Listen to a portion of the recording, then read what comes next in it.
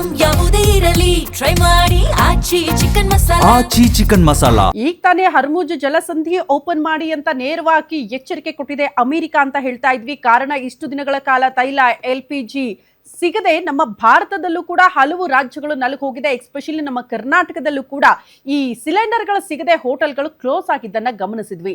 ಸ್ವಲ್ಪ ಮಟ್ಟಿಗೆ ನಿರಾಳ ಆಗುವಂತಹ ಸುದ್ದಿಯನ್ನ ಕೊಡ್ತಾ ಇದೀವಿ. ಈಗ ತಾನೇ ಮಂಗಳೂರು ಬಂದರಿಗೆ ಒಂದು LPG ಹೊತ್ತಂತ ಹಡಗು ಬಂದು ತಲುಪಿದೆ ಅನ್ನೋದರ ಡೀಟೇಲ್ಸ್ ಸದ್ಯ ಸಿಗ್ತಾ ಇದೆ. ಭಾರತಕ್ಕೆ ಬಂದಿದೆ LPG ಹೊತ್ತ ಮತ್ತೊಂದು ಹಡಗು. ಹಾಗಾಗಿ ಸ್ವಲ್ಪ ನಿರಾಳತೆಯ ಸುದ್ದಿ ಇದು. ಮಂಗಳೂರು ಬಂದರಿಗೆ ಆಗಮಿಸಿದೆ ಕಾರ್ಗೋ LPG ಹಡಗು. ಪಿಕ್ಸಿಸ್ ಪೈನೀರ್ ಹೆಸರಿನ ಕಾರ್ಗೋ ಶಿಪ್ ಸದ್ಯ ತಲುಪಿದೆ ಭಾರತವನ್ನ ಅನ್ನೋದರ ಡೀಟೇಲ್ಸ್. ಅಮೆರಿಕದ ಟೆಕ್ಸಾಸ್ನಿಂದ ಬಂದ ಅನಿಲ ತುಂಬಿದ ಹಡಗು. ವಿದೇಶದಿಂದ ಕರ್ನಾಟಕಕ್ಕೆ ಆಗಮಿಸಿರುವ ಮೊದಲ LPG ಹಡಗು ಅಂತ ಕೂಡ ಇದನ್ನ ಹೇಳಲಾಗ್ತಾ ಇದೆ.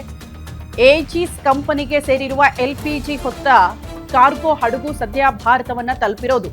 ಸುಮಾರು 16 ಮೆಟ್ರಿಕ್ ಟನ್ LPG ಹೊತ್ತು ಪಿಕ್ಸಿಸ್ ಹಡಗು ಭಾರತವನ್ನ ಮಂಗಳೂರಿನ ಬಂದರನ್ನ ತಲುಪಿದೆ ಅನ್ನೋದ್ರ ಡೀಟೇಲ್ ಸದ್ಯ ಸಿಗ್ತಾ ಇದೆ. ಎಕ್ಸಾಕ್ಟ್ಲಿ ಏನ್ ದೃಶ್ಯ ನೋಡ್ತಾ ಇದೀವಲ್ಲ, ಈ ತರ LPG ಹೊತ್ತಂತ ಹಡಗು ಮಂಗಳೂರಿನ ಬಂದರನ್ನ ತಲುಪಿರೋದು.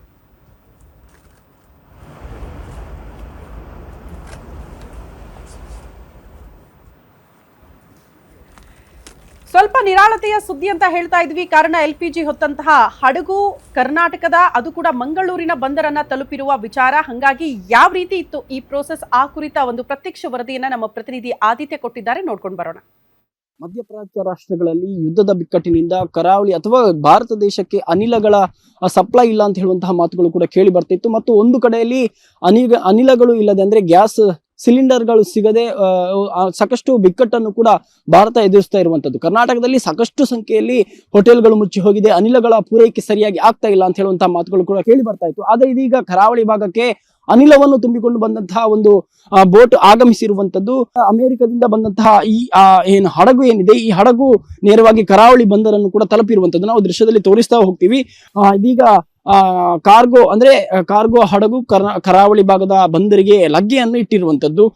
ಅಂದ್ರೆ AGC ಕಂಪನಿಗೆ ಸಂಬಂಧಪಟ್ಟಂತಹ ಪಿಕ್ಸಿಸ್ ಪೈನೀರ್ ಎಂದು ಹೇಳುವಂತಹ ಹೆಸರಿನ ಈ ಹಡಗು ಈಗ ಕರಾವಳಿ ಭಾಗ ಮೊಟ್ಟ ಮೊದಲನೇ ಬಾರಿಗೆ ಕರ್ನಾಟಕಕ್ಕೆ ಬಂದಂತಹ ಅನಿಲ ತುಂಬಿದಂತಹ ಹಡಗಾಗಿರುವಂತದ್ದು. ಅಂದ್ರೆ ಸಂಪೂರ್ಣ ಪ್ರಿಕಾಷನ್ ಇಟ್ಕೊಂಡು, ಅಂದ್ರೆ ಸುಮಾರು ಮಾರ್ಚ್ 14ಕ್ಕೆ ಹೊರಟಂತಹ ಅಮೆರಿಕದಿಂದ ಹೊರಟಂತಹ ಹಡಗು ನೇರವಾಗಿ ಕರಾವಳಿ ಬಂದರನ್ನು ಕೂಡ ತಲುಪಿರುವಂತದ್ದು.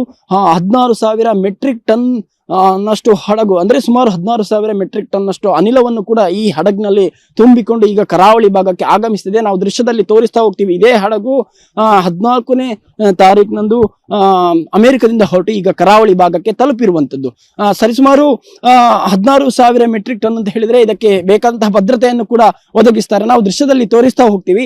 ಈ ಹಡಗಿನಲ್ಲಿ ಯಾವುದೇ ಸ್ಮೋಕಿಂಗ್ ಝೋನ್ಗಳಿಲ್ಲ, ಅಂದ್ರೆ ನೋ ಸ್ಮೋಕಿಂಗ್ ಅಂತ ಹೇಳುವಂತಹ ಹೆಸರನ್ನು ಕೂಡ ಹಾಕಿದ್ದಾರೆ. ಅಂದ್ರೆ ಅನಿಲವನ್ನು ತುಂಬಿಕೊಂಡು ಬಂದಂತಹ ಹಡಗಾದ ಕಾರಣ ಅತ್ಯಂತ ಸೇಫ್ಟಿಯಾಗಿ ಈ ಹಡಗನ್ನು ತಲುಪಿಸಬೇಕಾಗಿದೆ ಮತ್ತು ಯಾವುದೇ ತೊಂದರೆಗಳಿಲ್ಲದೆ ಈ ಹಡಗನ್ನು ಎತ್ತಿಸಬೇಕಾಗಿದೆ. ಇದಕ್ಕೆ AGC ಕಂಪನಿಯಿಂದ ಸಂಬಂಧಪಟ್ಟಂತಹ ಹಡಗು, ಅದಕ್ಕೆ ಬೇಕಾದಂತಹ ವ್ಯವಸ್ಥೆಗಳನ್ನು ಕೂಡ ಇಲ್ಲಿ ಆ ಕಂಪನಿಯವರು ಕೂಡ ಮಾಡ್ಕೊಳ್ತಾರೆ.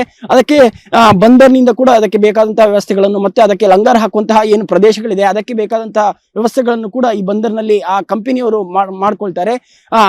ಆದ ಕಾರಣ ಈಗ ಸದ್ಯದ ಮಟ್ಟಿಗೆ ಮಂಗಳೂರಿಗೆ ಮೊದಲನೇ ಬಾರಿಗೆ, ಈ ಕರ್ನಾಟಕಕ್ಕೆ ಮೊದಲನೇ ಬಾರಿಗೆ ಅನಿಲ ತುಂಬಿದಂತಹ ಹಡಗು ಈಗ ಬಂದಿರುವಂತದ್ದು. ಈ ನಿಟ್ಟಿನಲ್ಲಿ ಈ ಹಡಗು ಕರಾವಳಿ ಭಾಗದ ಈ ಒಂದು ಪ್ರದೇಶಕ್ಕೆ, ಅಂದ್ರೆ ಬಂದರು ಪ್ರದೇಶಕ್ಕೆ ಈಗ ತಲುಪಿದೆ. ಮುಂದಿನ ದಿನಗಳಲ್ಲಿ ಮತ್ತಷ್ಟು ಹಡಗು ಬರುವಂತಹ ಸಾಧ್ಯತೆಗಳು ಕೂಡ ಇರುವಂತದ್ದು. ಕ್ಯಾಮರಾ ಪರ್ಸನ್ ರಮಾನಂದ್ ಬಿಲಾಲ್ ಜೊತೆ ಆದಿತ್ಯ ದಂಡೋಲೆ, ಗ್ಯಾರಂಟಿ ನ್ಯೂಸ್.